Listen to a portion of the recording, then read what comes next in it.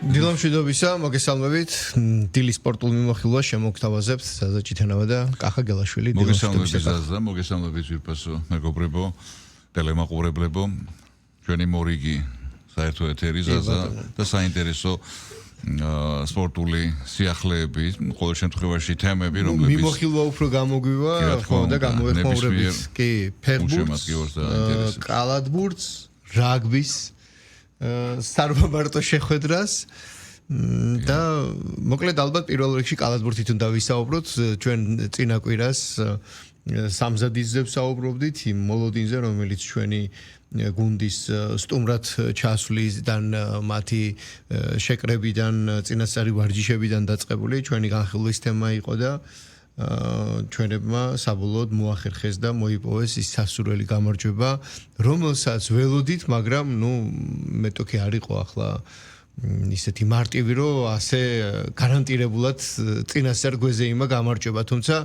ორივე მატჩი შესანიშნავად ჩაატარეს ჩვენებმა, საშინაო ალბათ განსაკუთრებით და მივიღეთ ის შედეგი, რაც გვსურდა. გეთახმები, დანი არ არის, რა თქმა უნდა აღინიშნოს, რომ ის საზომი, რომელთაც შეიძლება ვთქვათ, რომ ძლიერი ნაკრები ყავს, ვთქვათ, სუსტი გუნდი იყო, მით უმეტეს აკლდა რამდენიმე წამყვანი კალათბურთელი გვახსოვს ჩვენ ხო, წინა შესარჩევში ურთულესი მატჩი დანის ნაკრებთან, თუმცა იგივე ლუნგბერგი, იგივე შილცი ლიდერები, რომლებიც განაპირობებენ დანის ნაკრების კარგ თამაშს არ იყვნენ არც ერთ მატჩში. თუმცა ჩვენს გვაყდა ორივე ამერიკელი ლეგიონერი, მაგრამ მიუხედავად ამისა საქართველოს ნაკრები დღესდღეობით დანიაზე მთელი თავით მაღლა დგას, ორი გამარჯვება, ნებისმიერი გამარჯვება სასიხარულოა, რა თქმა უნდა, მით უმეტეს, როდესაც ამ გამარჯვებას უდიდესი სატურნირო მნიშვნელობა ჰქონდა, ჩვენი ნაკრები დაბრუნდა, როგორც იტყვიან, მსოფლიო ჩემპიონატის შესარჩევი ეტაპის, მომდევნო ეტაპის მაძიებელთა რიგში,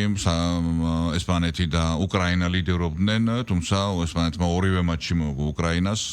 ახლა საქართველოს და უკრაინას როგორც ვთქვით, ორი მატჩი აქვს მოგებული, ორი წაგებული, თუმცა პირადი მოგების ხარჯზე უკრაინა მეორე პოზიციაზეა, საქართველოს ამ წუთისთვის მესამეზე, თუმცა გვაქვს რეალური შანსი იმისა და მოლოდინი, რომ საქართველოს ნაკრები გამოასწორებს ამ მდგომარეობას. მოლოდინი რა არის, რომ ივლისში გვიწევს უკრაინასთანაც და ესპანეთთანაც თამაში, ესპანეთთან თბილისში, უკრაინასთან გასვლაზე, სავარაუდოდ რიგაში, სწორედ იქ ატარებს, როგორც ცნობილია უკრაინა ბოლო პერიოდში საშინაო მატჩებს, ცნობილი მიზეზების გამო. ენერს ბაგაცკისია, ლატვიელი სპეციალისტი, უკრაინელთა მთავარი მწვრთნელი და თავის სამშობლოში შეთანხმების საფუძველზე უკრაინისა და ლატვიის კალათბურთის ფედერაციების შეთანხმების საფუძველზე სწორედ რიგაში იღებს მეტოქეებს უკრაინა. ასე რომ მით უმეტეს კიდე ისიც უნდა აღნიშნოთ, რომ უკვე ივლისში გვეყოლება ორივე ამერიკელი, ასე ვთქვათ, ჟალებში, რა თქმა უნდა, გოგა პიტაძეც და სანდრო მამუკელაშვილიც მათი გუნდში ყოფნა და ის კონტინგენტი, რომელიც დღეს არის საქართველოს ნაკრებში, განუზომლად დიდი ძალაა უკრაინასთან ყოველ შემთხვევაში და ესპანეთთანაც პრინციპში მართალია ის ესპანეთი აღარ არის, რაც შარშან ევროპის ჩემპიონატზე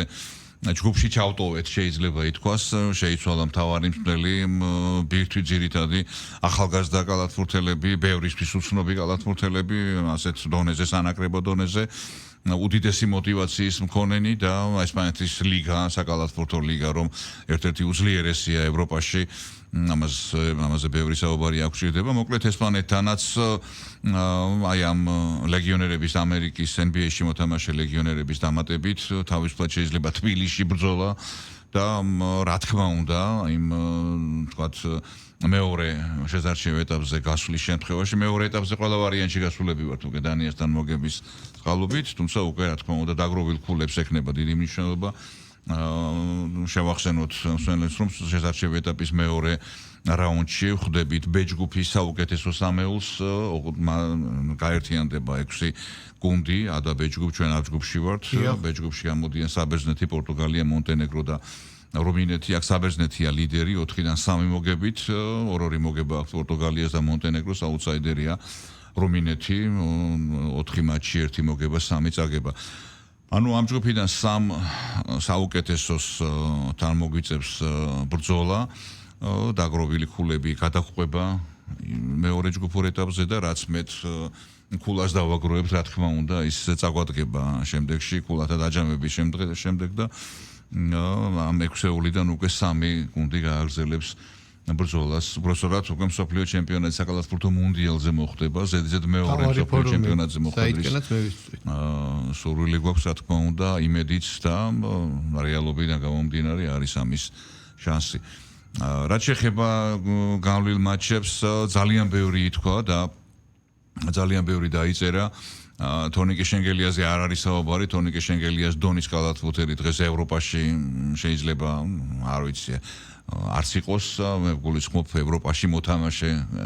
ევროპელ კალათბურთელებს. NBA-ში მოთამაშეების, რა თქმა უნდა, უდიდესი ძალა, თუმცა ვინც აი ამ ბოლო მატჩებში და შედარჩევი ეტაპის მატჩებში მიიღებს მონაწილეობა, თონიკე უდაოდ საუკეთესო იყო, რა თქმა უნდა. ასევე უნდა აღნიშნოთ ნაკრების დებიუტანტი ალექსანდრე მერკვილაძე, რომელიც საოცარი სნაიპერული თვისებებით გამოირჩა, 7 ტყორცნა პერიმეტრიდან 7-ვე ზუსტი. ნაკრების სადებიუტო მატჩებში პირველ ორ შეხვედრაში მე ვფიქრობ, რომ ასეთი დებიუტი საუკეთესო სნაიპერული თვისებებით შეიძლება მსოფლიოს მასშტაბით ერთ-ერთი უიშვიათესი იყოს, მოკლედ 7-ჯერ ესროლა, 7 სროლა და 7-ვე იმანა აცილა 7-ვე და. კი ბატონო და ხო, მერკვილაძე რა თქმა უნდა, დიდი ძალა, დიდი შევსება ეროვნული ნაკრებისთვის და მართალია, პატარა აღარ არის ასაკო 26-ია, 11-ში ხდება 23 წლის, 11 მარტს. ანუ ის პერიოდი ვარსკვლავური ავადმყოფობა როცა ეყრებათ ახალგაზრდა სპორტსმენებს 17, 18, 19 წლის, ეს ასაკი გავლილი აქვს უკვე, ჩამოყალიბებული სპორტსმენია უკვე, რომელსაც აქვს ძალიან სწორი ხედვა პროფესიონალური და მისთვის ეს როგორც თავად აღნიშნა, მისი ისევე როგორც ნებისმიერი სპორტსმენის ნომერი პირველი ოცნება არის ეროვნულ ნაკრებში, ეროვნული ნაკრების მაისური თამაში. ეს ოცნება მან აისრულა, მოხვდა საქართველოს ნაკრებში, მადლობა გადაუხადა რა თქმა უნდა სამსწავლო შტაბს, იმ თანაგუნდელებს, რომლებმაც მისცეს მას თავის გამოჩენის საშუალება და ახლა ყველაფერი მასია დამოკიდებული. ჩვენ ყავდა ძალიან ბევრი ესეთი ნიჭიერი კალათბურთელი, რომელსაც ძალიან დიდი მედებს მომყარებდით, თუმცა როდესაც უკვე გარკვეული პერიოდი გავიდა, მათზე გაცემული ავანსები ვერ გაამართლეს. საბედნიეროდ კიდევ ერთხელ აღნიშნავ, რომ ეს მერკვილაძე უკვე არ არის იმ ასაკში, რომ თქვათ რაღაც მსგავსი რაღაც შეემთხვეს, ასე რომ მერკვილაძის სახით ეროვნულმა ნაკრებმა უდიდესი შევსება მიიღო. ხშირად გავიგებთ საუბარს ხო, რომ აი თონიკე შენგელია ასრულებს კარიერას, გარკვეული თქვათ რამ წლების შემდეგ უკვე ვეტერანია და აი მაშინ რა ეშველება ნაკრებს. მოდიან ახალგაზრდები, ნიჭიერები ამასობაში გამოჩნდება, აი მერკვილაძეს არავინ არ ელოდა თუ ასეთი კარგი თამაშით გაგვახარებდა და არიან კიდევ ახალგაზრდები, რომლებიც დაწუნებული ვარ იმ ბრწყინვალე ტრადიციებს, ქართული კალათბურთის და სანაკრებო ტრადიციებს გააგრძელებენ და წარმატებები იქნება კვლავ. ახლა გადავიდეთ ალბათ რაგბიზე, იმ თამაშზე, რომელიც 8 მარტს გაიმართება. 8 მარტს კი. სარვამარტო მატჩი იქნება რაგბისტებს. ჩვენები უკვე მერამდენეთ უმასპინძლებენ რუმინეთის ნაკრებს და ბოლო წლების განმავლობაში საერთოდ რაც ჩვენთან რაგბი ისეთი პოპულარული გახდა თუ უფრო აღქმადი და მისაღები უფრო ფართო მასებისთვის, ხო, მე მგონი რუმინეთი ერთ-ერთი ის ნაკრებია, რომლებსაც ჩვენ ყველაზე მეჯერ შევხვდით და თავდაპირველად მახსოვს, რომ მათი გამარჯვებები სტატისტიკაში უფრო მაღალი იყო, თუმცა დროთა განმავლობაში მე მოცემულობა შეიცვალა. მოკლედ, ბორჯღალოსნებისა და მუხები, ხო, ასე იწოდებიან რუმინელები, მათი შეხვედრა ავჭალაზე გაიმართება, ავჭალის სტადიონზე, დღის საათებშია. 8 მარტს და პრინციპში აქ უკვე გამარჯვებით რაგბი ევროპის ჩემპიონატის უკვე ნახევარფინალში მიმდინარეობს შეხვედრა და უკვე ამ ეტაპის გადალახვა მოხდება და იმედი დავიტოვოთ, რომ ჩვენები ტრადიციას არ დაარღვევენ და ქართველები რუმინელებს კვლავ დაამარცხებენ. დიახ, არის მოლოდინი გეთახმები კი, გვახსოვს ყველას, თავიდან გვიჭირდა რუმინეთთან თამაში ურთიერთშეხვედრებში არ ჰქონდა დადებითი შეფარდება, თუმცა ახლა ყველაფერი შეიცვალა, აღნიშნოთ ის რომ რუმინეთი აღარ არის ის რაც იყო წლების წინ დასუსტა ძალიან და ჩვენი ტოლი და სტორი აღარ არის, რა თქმა უნდა, 8 მარტს რუმინეთს რაიმე სასწაული თუ არ მოხდა დავამარცხებთ, 3 საათზე დაიწყება ავჭელაზე, როგორც შენ აღნიშნე. და აქვე აღნიშნოთ რომ საქართველოსა და რუმინეთის ნაკრებ გუნდებს შორის ტრადიციული გარდამავალი პრიზი ათიმო ზივერიელის რომელიც უკვე ტრადიციულია თასი თამაშდება რომლის ლამის უსვლელი მფლობელი უკვე საქართველოს ნაკრებია და კვლავ თბილისში უნდა დარჩეს ეს თასი ასე რომ წარმატებები 8 მარტს საქართველოს ეროვნულ ნაკრებს აქ ვთქვათ რომ მეორე ნახევარფინალურ შეხვედრაში პორტუგალია ესპანეთის მატჩია აი ამ წყვილებში გამარჯვებულები კი უკვე რაგბი ევროპის ჩემპიონატის მორიგ 2026 წლის პრიზისთვის ერთმანეთს დაუპირისპირდებიან საქართველოს ნაკრები მოქმედი გამარჯვებულია უცვლელი ბოლო პერიოდის და რა თქმა უნდა ამჯერადაც საქართველოს ნაკრები მთავარი ფავორიტია არა მარტო რუმინეთთან 8 მარტის მატჩში არამედ ზოგადად ფინალშიც არც პორტუგალია და არც ესპანეთი ჩვენი დონე არ არის ჩვენი დონე უფრო მაღალია და არის ქართველი რაგბის გულშემატკივრების ოცნება ისევე როგორც თავად მორაგბეების რომ ბოლოს და ბოლოს მიგვიღონა 6 ერში სადაც რა თქმა უნდა ეხა ამ დონეზე ტრიალი ასე ვთქვათ ერთ ქვაბში ხარშვა წინ და ამდენი წლის განმავლობაში ну ნახოთ ის მას არ იძლევა კი 6 ერი მნიშვნელოვანი ამ ხრივ ну ესე ელიტა ჩემპიონთა ლიგა არის რა თქმა უნდა 6 ერი თუმცა კი აღნიშნავდა არაერთგზის აღნიშნავს რომ ეს არის კომერციული ტურნირი რომელსაც გასაგებია მაგრამ არ ადაგიდებს თქვათ იქ რაგბის საერთაშორისო ფედერაციას თქვათ იქ თავის წესები ну მსგავსი რამ როგორც შენ ადრე გაქვს არაერთგულ ნათქვამი და განმარტებული კალათბურთშიც გვაქვს მაგრამ გასაგებია ჩვენთვის ეს მნიშვნელოვანია მით უმეტეს რომ ამ დონეს ჩვენ ვაკმაყოფილებ და ამ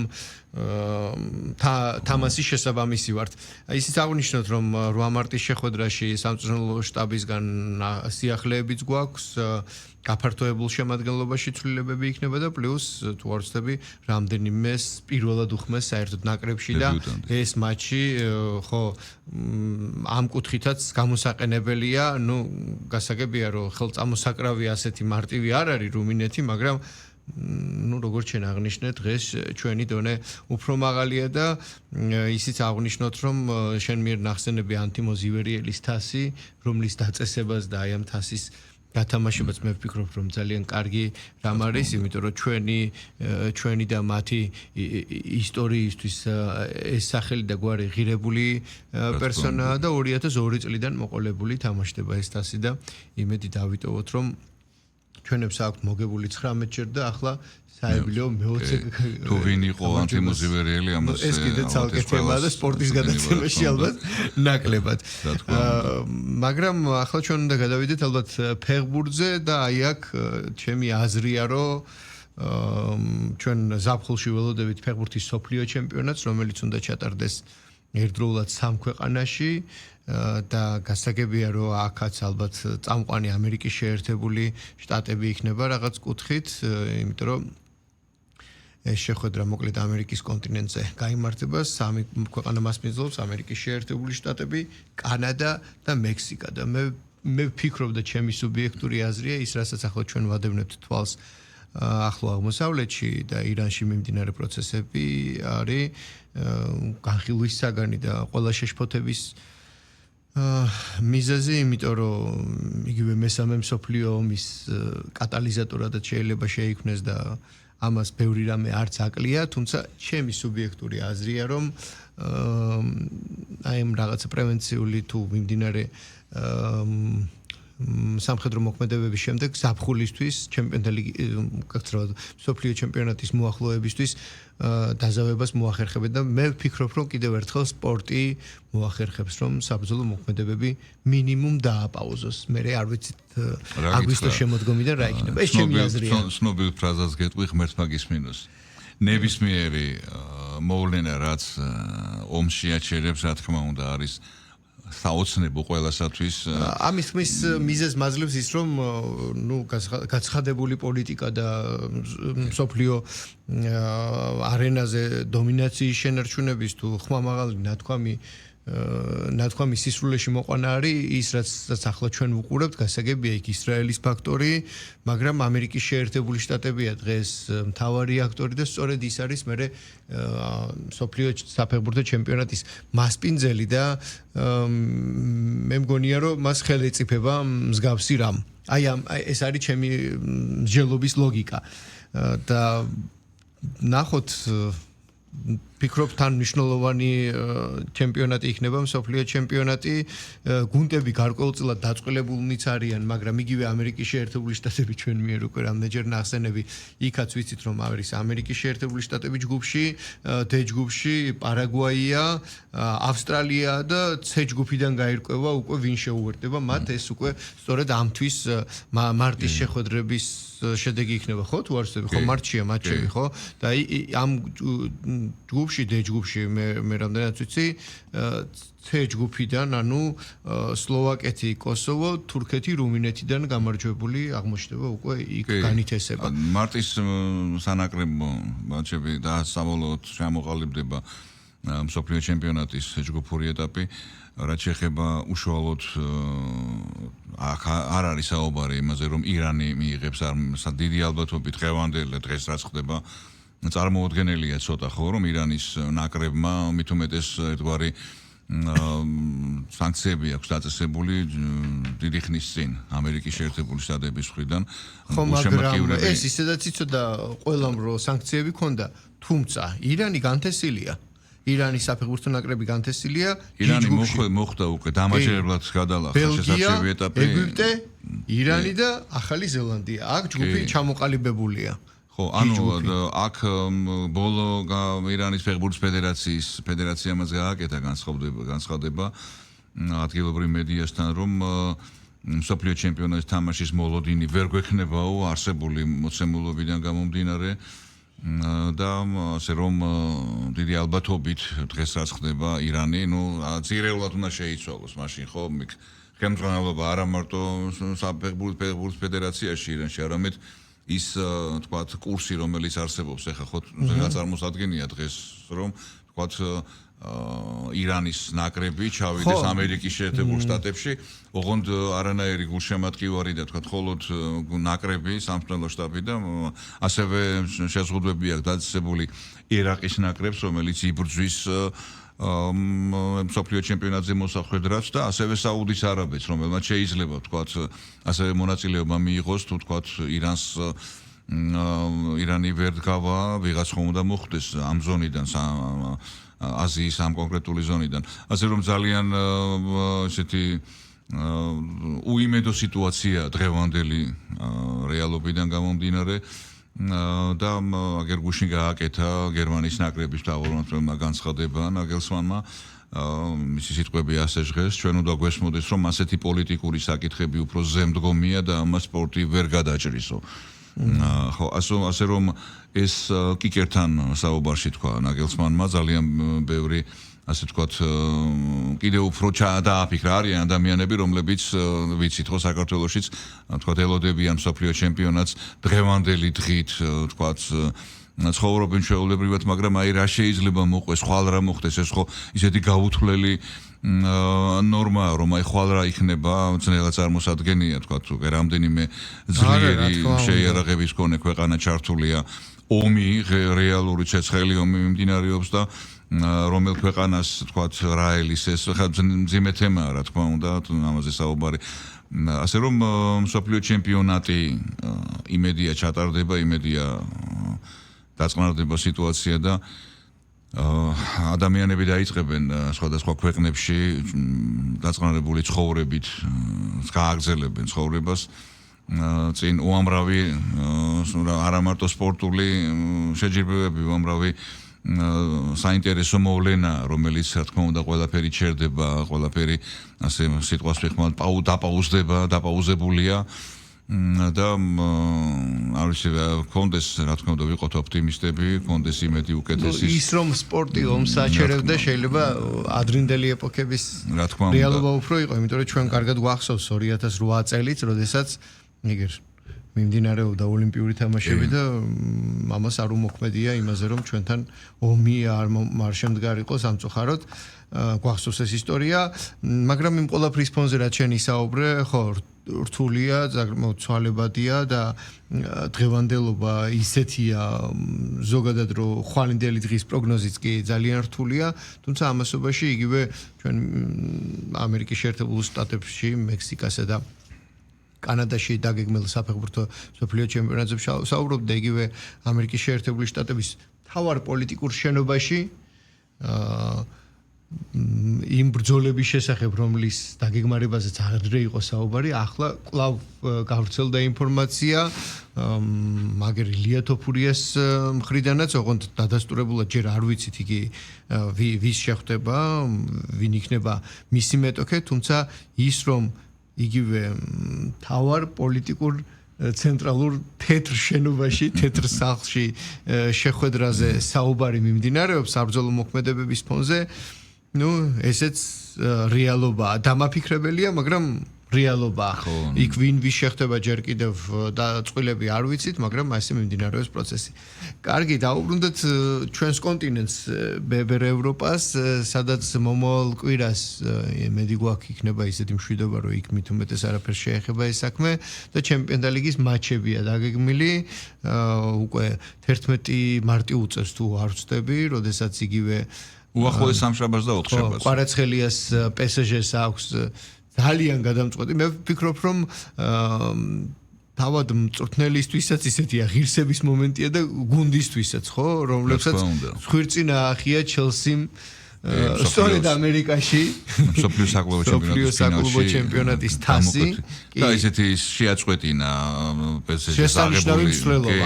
აღებული ბოლოში პიკში გააჩერა სადღაც ყველაფერი მოგებული და ესეც იქნებოდა რეკორდი რა თქმა უნდა თუმცა ჩელსიმ გააჩერა ეხლა რა თქმა უნდა ის ტურნირი მსოფლიო საკლუბო ჩემპიონატი რომელსაც ძალიან ბევრი ასე ვთქვათ უმრავლესობა უარყოფითი გამოხმაურება მოხდა ტრიბუნებზე დასრების ხრივ იგივე თქვა შემოსავლების ხრივ მოლოდინი იყო უდიდესი თუმცა მოლოდინი ვერ გაამართლა ბევრი წერს ის ინტერესი ვერ გამოიწვია თუნდაც ერთ-ერთი შემაფერხებელი ფაქტორი არის ბევრი გუნდი მსოფლიო ჩემპიონატზე გვახსოვს იგივე ევროპის ჩემპიონატზე რაც ნაკლებია მონაწილე ყველა მატჩს უდიდესი მნიშვნელობა აქვს ასეთი გასასეირნებელი თამაშები არ არის როდესაც გუნდმა რომ წააგოს მაინც გასულია ესეთი თამაშები ბევრია როდესაც ძალიან ბევრი გუნდი მონაწილეობს ასე იყო ახლაც ხო მსოფლიო საკლუბო ჩემპიონატზე პლეი-ოფის ხო არის რა თქმა უნდა მიუხედავად ამისა პირველი ტურნირი იყო და რა თქმა უნდა ყენებისმიერი გუნდისთვის მათ შორის პარი სენ-ჟერმენის რომელიც ევროპის საკლუბო ჩემპიონის რანგში იყო ჩასული იყო მოლოდინი რომ PSG მოიგებდა ამ ტურნირს თუმცა ჩელსიმ გააჩერა და ეხლა ხვდებიან ერთმანეთს ეს გუნდები 11-ში გაიმართება 11 მარტს პარიზში პარკ დე პრენსზე ხვიჩა კვარაცხელია ჩვენი ნაკრების ლიდერი PSG-ს ერთ-ერთი გამორჩეული ფეხბურთელი რა თქმა უნდა კლავ ყურადღების ცენტრში იქნება და და იმედი გვაქვს კლავ გოლს გაიტანს ან საგოლეპას გააკეთებს და ამ შემდეგ მისი ჩართულობაც მაღალი იქნება თუმცა ჩემპიონთა ლიგამდე აგერ პრემიერ ლიგა გაიმართა და სათასო მატჩები პრემიერ ლიგის წუხანდელი მატჩიდან ალბათ ნიუკასლის მარცხი არის გამოსარჩევი კაჭკაჭებთან და შემდეგ ამის შემდეგ გამოვიდა პრეს-კონფერენციაზე და ისაუბრა მანჩესტერ იუნაიტედის მწვრთნელმა ნუ მაიკერიკმა კი რომ ხინვალეც სერია შეწყდა წაუგებელი ხო და თქვა რომ ნუ არაფრის გადაბრალებას არ ვაბრალებთო არ ვაპირებთო ყველაფერი ნუ ჩვენი ბრალია თამაშის დაბალი ხარისხი შევთავაზეთ ფეხბურთელებს 39 ტური პრემიერ ლიგისა ასეთი იყო და 39 ტურის კიდევ ერთი მოულოდნელობა ალბათ იყო მანჩესტერ სიტის მეორე მანჩესტერ აბა ნოტინგემ ფორესტთან შეხვედრის ფრედ დასრულება 2-2 მიუხედავად იმისა რომ მანჩესტერ სიტი და გვარდიოლას გუნდი საშინაო მატჩს მართავდა აი ასე დასრულდა ალბათ რადგან ფეხბურთებს საუბრობთ აუცილებლად უნდა გამოვეხმაუროთ ჩვენი ლეგიონერების თამაშებსაც აღნიშნოთ ისიც რომ თქვათ ნიშნულოვანი შეხვედრა იყო გერმანიის ბუნდესლიგაში სადაც კიდევ ერთი თამაში შედგა და ითამაშა გოჩოლეიშვილმაც ამ შეხვედრაში ასევე კვერნაძესაც ჰქონდა 77 წუთის სათამაშო დრო იტალიის შეხვედრაში, მაგრამ იქ ფროზინონემ საკმაოდ დაბალი ხარისხი აჩვენა ალბათ ისევ, იმიტომ რომ აუთსაიდერთან ძლივს გადაუშვნენ წაგებას, ხო? და ესეც საგულისხმო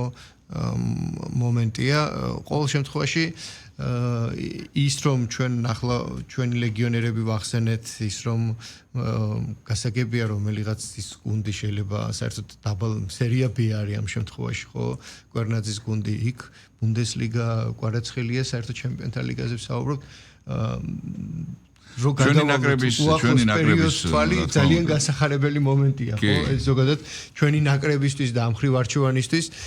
დიდი საშუალებაა და დიდი შედეგი. გოჩოლეიშვილზე მინდა აღნიშნო, რომ ეს იყო პირველი მატჩი, როდესაც მან სასტარტო შემადგენლობაში შეუსრულად შეატარა, მანამდეც იყო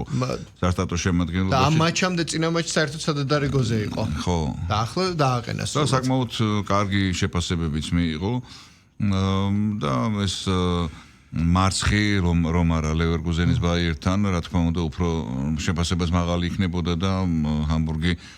გასავარდ ზონას კი 4 ქულით უსწრებს, მაგრამ ჯერ წინ არის ჩემპიონატი. ვერ აჩვენებს ეს უდიდესი ტრადიციების და ძალიან ბევრი ტიტულების მქონე კლუბი ჰამბურგი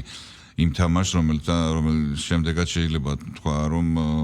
გაიცადას ბუნდესლიგაში გვეყოლება, თქვა ეს წარმომადგენელი გოჩოლეიშვილის სახით. თუმცა იმედია გამოსწორდება. ყველა ქართველი ლეგიონერი, რომელიც უცხოეთში თამაშობს, არის თუ არა ნაკრების წევრი, რა თქმა უნდა, ჩვენგან უდიდეს ყურადღებას იმსახურებს მათი გაშუქება. და ნაკრების პოტენციური წევრიც არის, ახლაც რომ არ თამაშობდეს, იქ ასაგზა ბევრი სხვა კომპონენტის მნიშვნელობა აქვს და ბაიერნთან მინიმალური ჰამბურგის მარცხი იყო, მინიმალური 0-1, თუმცა წაგებაა და ხო, აი ეს არის მნიშვნელოვანი მომენტი, რომ ჩვენ გვახსოვს, როდესაც ჩვენი ეროვნული ნაკრებში სანლიცაძებანი იყო ლეგიონერები და იმედი მაქვს, რომ ახლა ჩვენ ლეგიონერებზე კი ვაკეთებთ აქცენტს, მაგრამ ჩვენი საფეხბურთო ლიგა ისე ამაღლდება, რომ აქ თამაში იქნება ასევე იმის გარანტირებული შესაძლებლობა, რომ მაღალი კლასი წარმოადგენს. გუშინ კიდევ ერთ ძალიან საინტერესო მატჩი გაიმართა, ქართველებს მონაწილეობა არ მიუღია, თუმცა მონაწილეობა მიიღეს ბასკებმა. ხო, ეს იყო ესპანეთის სამეფო თასის საფასუხო ნახევარფინალისტები გაერკვა. კი ბატონო. სოსიედადმა სან სებასტიანში ბასკურ დერბიში ზლია ატლეტიკოს. ორი მატჩის ჯამშიც და ერთი მატჩიც. ატლეტიკოს შეხვდება, ატლეტიკომ როგორც ვახსოვს, ბარსას 4-0 მოუგო ბარსელონას. გუშინ წინ 3-0 მოიგო ბარსელონას. საოცარი მატჩი ჩაატარა ბარსელონამ და ორივე თამაში იყო, არ ვიცი. ძალიან მაგარი და აქ ერთი გოლიც რო გასულიყო, მე არ ვიცი, აი როგორი თამაში იქნებოდა, იმიტომ რომ დაღლაც კი ეტყობოდა უკვე ვეგარდგებოდნეთ რა იყო მატჩის შემდეგ და ის კამპნოუსის ზაობიწყარი რა თქმა უნდა როდესაც დაახლოებით 10-15 წუთი საერთოდ არავის დაუტოვებია ტრიბუნა და აპლოდისმენტებით რა თქმა უნდა დააფასეს ფეხბურთელების გარჯა და იცი რა გამახსენდა როდის რამდენი წლის წინ იყო ბევრი წლის წინ იყო ჩემპიონთა ლიგის მატჩი ბარსელონამ აი PSG-სთან ვარსკვლავური შემადგენლობის PSG-სთან წააგო იქ და მე აქ მეგონი ხო აქ რომ მოვიგეს 4-1 იყო თუ არ ვცდები და მე აქ ისეთი ანგარიში 4-0 და მე აქ ისეთი ანგარიში მოვიდნენ რომ ჩემპიონთა ლიგის მომდევნო ეტაპზე გავიდნენ და ახლობით გავსის განმეორებას ველოდით მაგრამ არა უშავს თავარია იბრძოლეს. მადლობა კახა. დანარჩენს უკვე მიმდინარე დეტალებს სპორტის თემატიკიდან კახა გელაშვილი დღის განმავლობაში გაგაცნობთ. მე კი აბსოლუტურად სხვა თემით 11 საათიანი საინფორმაციო გამოშვების დასრულებისთანავე დაგიბრუნდებით პირდაპირ ეთერში. მადლობა დროებით.